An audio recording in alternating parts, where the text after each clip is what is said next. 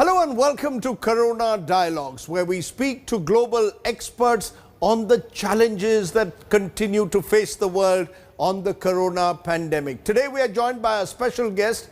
Professor Ashish Jha is Dean at the Center for Public Health at Brown University in the United States and one of the world's leading global health experts. Appreciate your joining us, Professor Jha, on the Corona Dialogues. Since we last spoke a few months ago, it seems that the worst is over in India.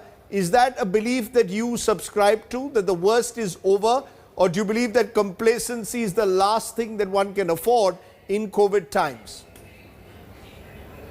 Yeah, so thank you for having me back, Rajdeep. What I will say is two things. First is the worst of the second wave is certainly over. I mean, thank goodness, those horrible days of 4 lakh cases, 4,000 plus deaths, that has clearly gotten better across the country. Still areas of hotspots, still areas that are struggling, but overall as a nation, much, much better shape. But complacency is what got India into trouble. We cannot become complacent again. We have to worry about the future. We have to think about the third wave. We have to figure out how to avoid that. And so this is not a time to relax and say, okay, finally COVID is over. COVID is not over. As you say, you cannot really believe it's over till it's over. So I want to focus in a way on the future. Is the real solution, therefore, to avert the third wave you just spoke about, vaccination? That's the only solution. As we stand, over 20% of Indians have had a single vaccine, but just about 4 to 5% have got double vaccinated. Do you believe that's the key? You've got to double vaccinate within the next 6 months ahead of a potential third wave. That's the only way to push that wave ahead. Absolutely. There is only one way out of this pandemic. There's only one way to put this pandemic behind us, and that is to get a vast majority of the Indian population fully vaccinated with 2 doses. That's when this pandemic will end. Obviously, that's a very tall order. There's a lot of work to do to vaccinate 60, 70% of the population.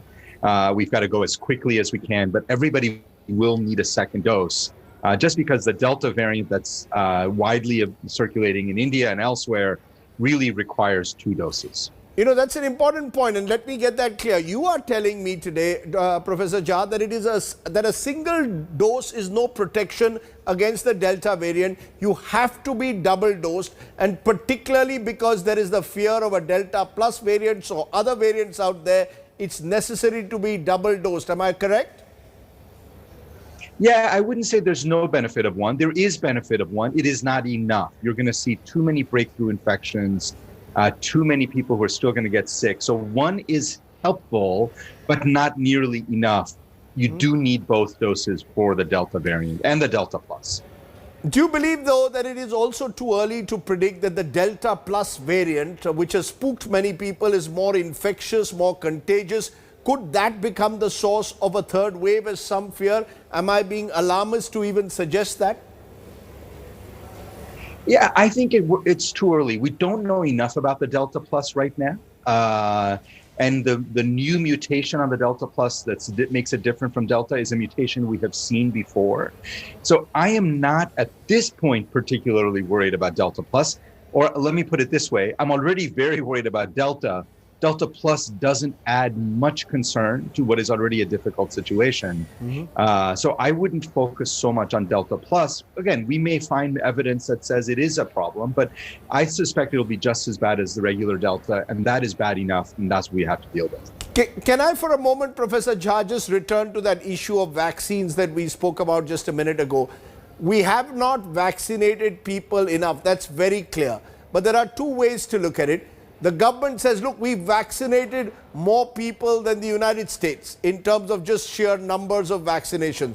Others are saying, look, we have not vaccinated enough people to really protect our entire population, a country of 1.38 billion people. How do you see it? Have we failed in a way in the vaccination program? Is it now clear as ever? We need to accelerate at a much, much faster pace. Yeah, I think we don't have to pick one or the other. Look, let's look at where we are. On one hand, the good news is India has been doing a very good job on vaccinating. On its best days, it has done more vaccinations than the best days in the United States. So that's something to be proud of, and I think that's great. Is it enough? No. Should we be going faster? Yes. It's all about, can we produce more vaccines? What else can we do to get more vaccines made, produced, imported, whatever we need to do to get the Indian people vaccinated? And then we have to keep going. So I wouldn't worry about this as a moment of criticism or a moment of pride. It's just India's doing a good job. It's got to do more, and it has to really ramp up its vaccine production and its vaccine distribution. You know, because the concern, Professor Jha, that some Indian policy makers have is just not about the number of people that we are vaccinating per day, but also vaccine equity, vaccine supplies at the moment. Vaccine companies like Moderna and Pfizer making mRNA vaccines focused on the Western world. Countries like India lost out. We are entirely dependent at the moment on indigenous COVID vaccines like Covaxin, like Covishield. Do you agree with that, that somewhere the real crisis is not of demand but of supply? The US president's offer of providing vaccines to different countries simply not enough in terms of just the number we need. We need these companies to manufacture in India for India, because we are going to need 216 crore vaccinations to vaccinate 108 crore Indians at the very least.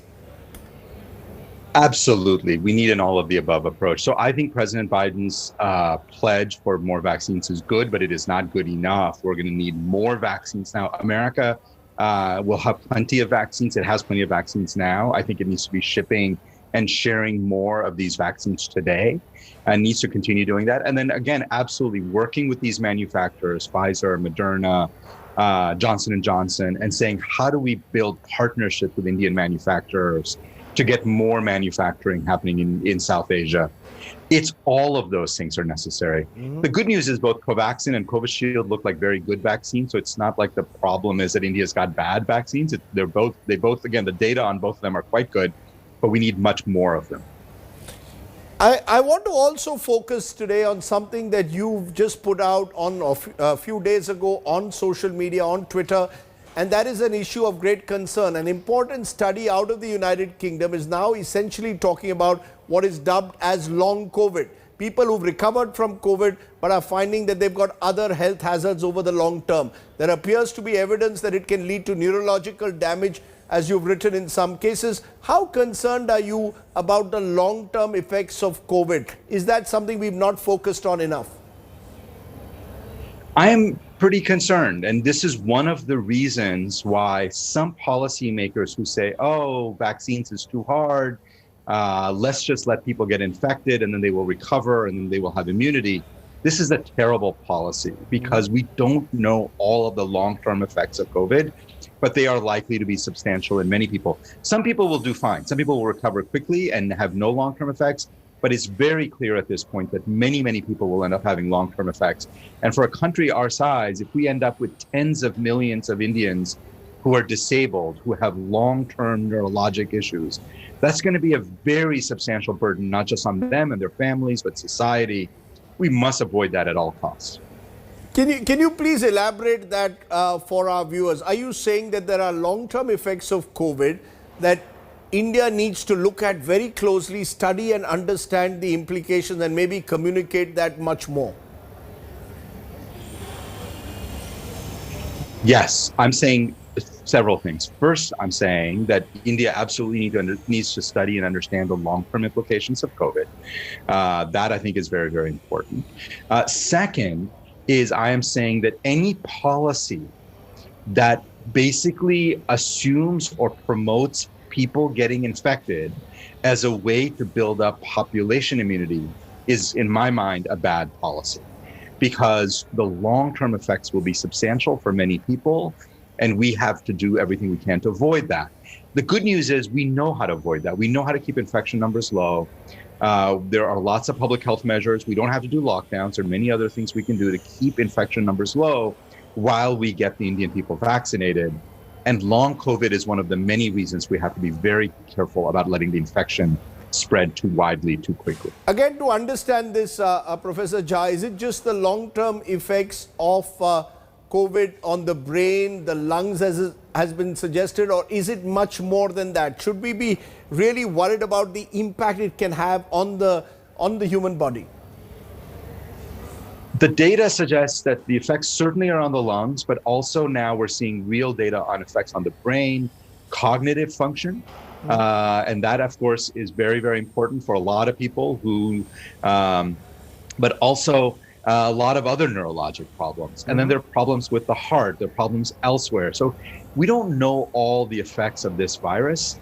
And I think we should be very, very careful about assuming that it's not a big deal if you survive, given all the data that's emerging that says for many people it can be quite debilitating over the long run. So what you're saying is that the long-term effects of COVID could involve not just smell and taste as was earlier thought of, but also memory formation, substantial loss of brain matter, and it could be much more widespread than initially thought of. Am I correct? Absolutely, absolutely. That the neurologic and brain effects of this could be quite substantial, could lead to cognitive function problems, could certainly lead to memory issues. I think smell and taste is just the tip of the iceberg of the neurologic issues that many people will end up facing. You know, Professor Jha, every day in India we throw up figures of the number of people who have recovered. And as we said at the outset, that's the good news at the moment.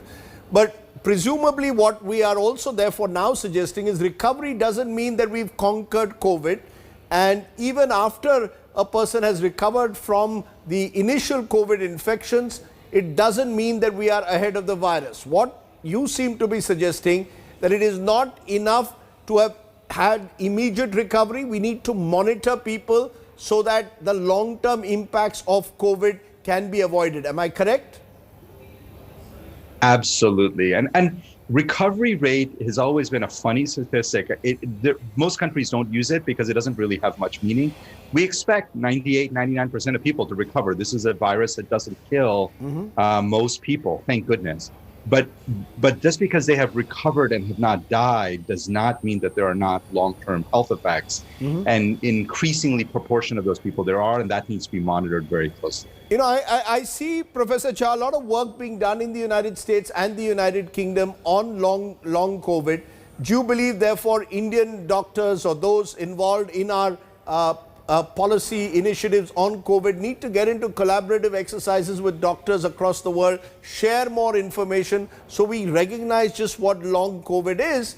Because at the moment, there doesn't seem to be enough of focus in this country. We are sort of looking at immediate problems. Do you believe that we need to focus a little bit more on long COVID? Collaboration. Yeah, so we are, I think here, certainly in the United States, we are starting to recognize that these are actually quite common and can be quite substantial. I think this would absolutely be a great area for partnership between Indian science and American science, between the Indian and American medical communities, working together both to understand how big the problem is and what we can do to address it. Net, Professor Jha, do you fear that as we get more variants, 2021 has been seen as the year of the variants.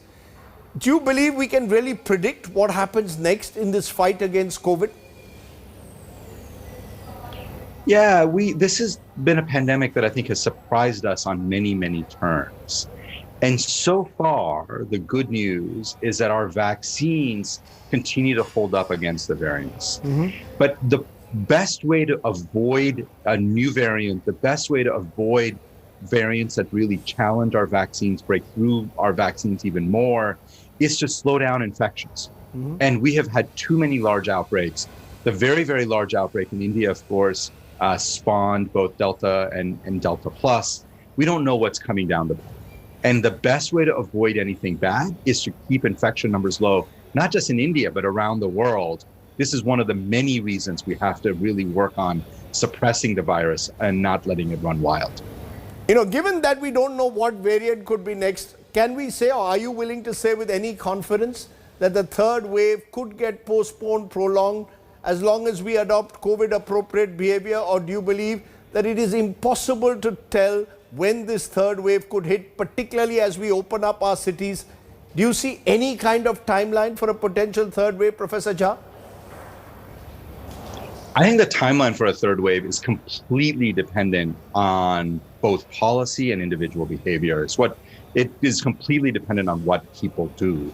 Watching what has happened over the last few months in India and all the suffering that the Indian people have gone through, I think there is an openness and an appetite for behavior change and for doing COVID appropriate behaviors. And what am I talking about? Wearing masks, avoiding large gatherings, increasing testing. If we can do those things across India, I believe we can stave off a third wave, or if there is one, it can be small, or we can prevent one altogether and keep virus levels low without having to lock down until we get more people vaccinated. It's just that is fully really dependent on us. I don't want a third wave. Nobody does. I think we can avoid it if we do the things that we know keep virus levels low. Professor Jha, I, for a moment, just wish I could be as optimistic as you, because what we are seeing at the moment across large parts of the country is large crowds gathering around markets, around hill stations, as people want to beat the heat in North India. And we're also seeing Mumbai, other places getting crowded. We've got a festive season coming up in August and September. In a country like India, with our size, our density, I just wonder whether social distancing at all is possible. Is it therefore really possible? Is there an Indian way to delay the third wave, as other parts of the country, other parts of the world possibly can do because of smaller populations? Absolutely. Look, if you think about a country like India versus a country like Sweden, in Sweden, half the households are people living by themselves. I mean, that is not true in India, right? Where you have multi-generational households. So it's going to be different. It's going to look different. And no one says we should do what Sweden does or what America does. We have to find an Indian way of managing this. But I think anything we can do to avoid crowds. Look, the festival season is obviously both very important, but it also can be a source of a lot of danger. And so really finding ways of keeping crowds small as possible, keeping things outside much, much safer than having things inside, making sure everybody is wearing a mask. If we can do those things, I think we can find a very Indian way of out of this pandemic and out of a way to prevent that third wave. What we also saw, Professor Jha, in India, particularly in the second wave, was that a lot of people under the age of 45 were affected. In the first wave, it was seen that there were a number of elderly. Our vaccination program so far was primarily focused for a long time only on the plus 45 generation or plus 60. Do you think that is the way forward? That we first have to vaccinate the vulnerable, we continue to have to vaccinate those over 45, over 60, and then progressively go down as was initially planned? Or do you believe the time has come to review that as well, almost comprehensive, vaccinate everyone as soon as possible? Yeah, there's no question about it that older people need to be vaccinated first. I think the question is, do you start doing double dose on older people before you give the first dose to younger? I think this is one where you're going to want to see based on what's happening with infections and who's getting infected. You can imagine certain types of essential workers that are out and interacting with public, maybe younger, could get that first dose early. But I think the general strategy of focusing on older people, getting as many of them their first dose and then getting them their second dose is going to be very, very important. Yeah, I'm asking this because there's the question of supply constraints of vaccines in this country. And how do you then explain the fact that so many people in that 25 to 40 age group got affected during the second wave? Is that a warning in a sense that this is a virus which you just cannot take anything for granted? A lot of young people perhaps took it for granted. Absolutely. No, I did see that. And that has been one of the really concerning parts about this Delta variant is we have seen a lot of young people get very, very sick. If we had all the vaccines in the world, we would just vaccinate everybody and quickly, including young people, including children.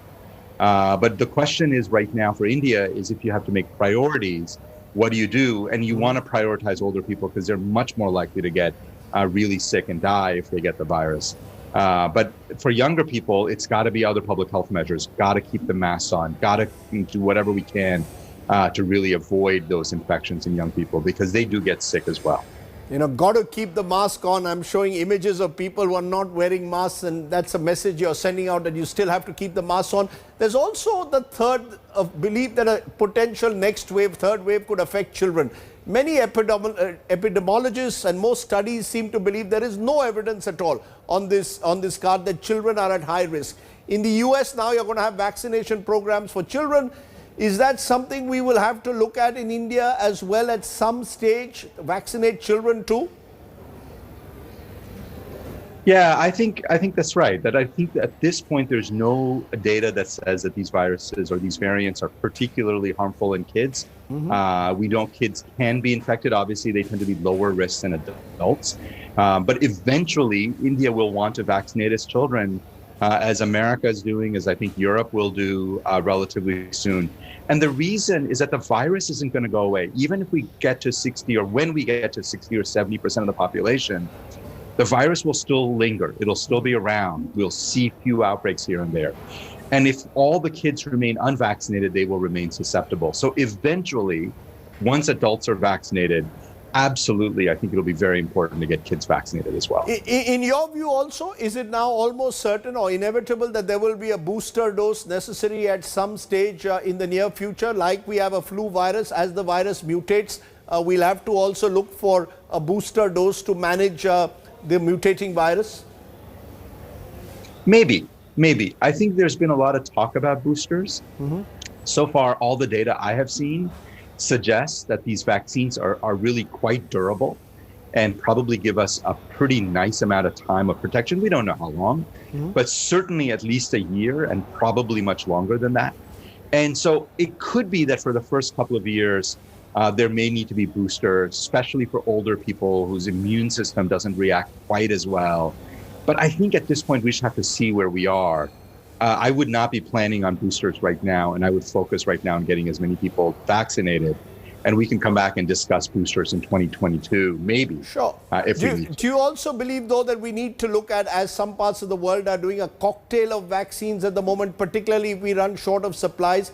I've taken, for example, the first shot of Covishield, and if there was a dose of Sputnik available, should I be doing that? Is that what you recommend? Or do you think the evidence of a cocktail vaccine is still under question, being more effective? I think the evidence around cocktails of vaccines is still under question a little bit. There are emerging data of specific combinations. So for instance, Covishield followed by Pfizer looks to be quite effective, may even be better than either one of them alone.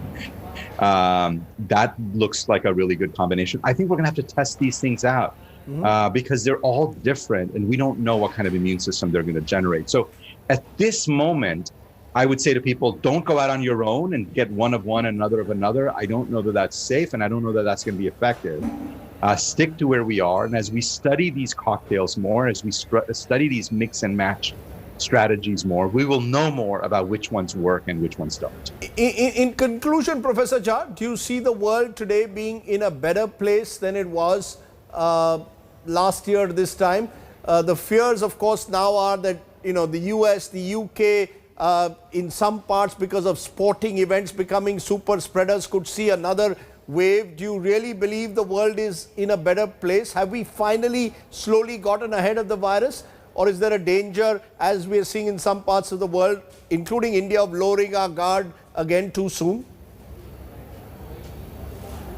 I am very optimistic about where we will be by the end of the year. I really am. I think we're going to have a lot more vaccines. Look, we've administered 3 billion doses so far. I suspect we'll have administered another 4 or 5 billion doses around the world. I think we'll have plenty of vaccines as we finish the year or begin the next year. Yes, there are going to be challenges. Yes, we're going to see outbreaks. Yes, there are going to be people who are not going to take the pandemic seriously, and that's going to cause problems for us. I'm hopeful that we will not see another variant that somehow is even more dangerous than Delta. Delta is bad enough. So I would say I am cautiously optimistic about where the world will be by the end of the year. But let me still throw a number at you, because when you speak of, the need for vaccination, in India, we probably need to vaccinate minimum 80 to 90 lakh per day. We probably need to vaccinate, a 1.3 billion crore population that needs double vaccinations. Those are very big numbers. Therefore, I just wonder, are you optimistic that India too will have these plethora of vaccines available by the end of the year, or will they be only cornered by the Western world? Yeah, I am optimistic that India will have a lot more vaccines by the end of the year. Whether we'll have enough to vaccinate every adult in India, I don't know. Obviously, we can all hope that that would be the case, but that would be a lot of vaccines. But it's possible. We see ramping up of production at Serum. We see new vaccines coming online. Novavax is also going to be made by Serum, and Novavax is a very, very, very high quality vaccine. And so we'll have more of those. Countries like the US and most of Europe will be done vaccinating, and they're still producing. And so those doses will be going out around the world. So I don't know if we'll have, enough vaccines for every adult in India by the end of the year. Obviously, I hope so. But we should be able to vaccinate all high-risk people and many more before the end of the year. Because Professor Jha, in conclusion, my worry is you're in the United States, and there will be two worlds. The worlds of those who are fully vaccinated, like in the US, and those like in India are partially vaccinated. Shouldn't that concern us? Because unless the world is fully vaccinated, somewhere down the line, it'll be impossible to actually break the chain. Is that the worry of two worlds with a time lag? We will eventually all equalize, but I still really am worried about and bothered by the fact that it's so unequal right now. Basically in America, we're trying to pay people to get vaccinated, and Indians continue to die because of lack of vaccinations. And of course, the African continent has seen almost no vaccination, very, very little. So these deep inequities around the world are a huge problem, both morally and ethically, as well as just in terms of creating more infections and more opportunities for variants. So lots of good reasons why we've got to really do a lot to try to close this gap much more quickly. Yes, eventually we will get there, but eventually is too long. I want to do it much faster. Thank you, Professor Jha, for joining us and illuminating our viewers here in India. And I hope your family, which is back here in Bihar, is safe and well, and you've been in touch with them. I have, and they're mostly doing okay, but a lot of people have gotten sick over the last couple of months, and people are recovering, thankfully. Well, that's it on this special show. Thanks very much again, Professor Jha, for joining us. You've been watching the Corona Dialogue on India Today. Bye for now. Stay well, stay safe.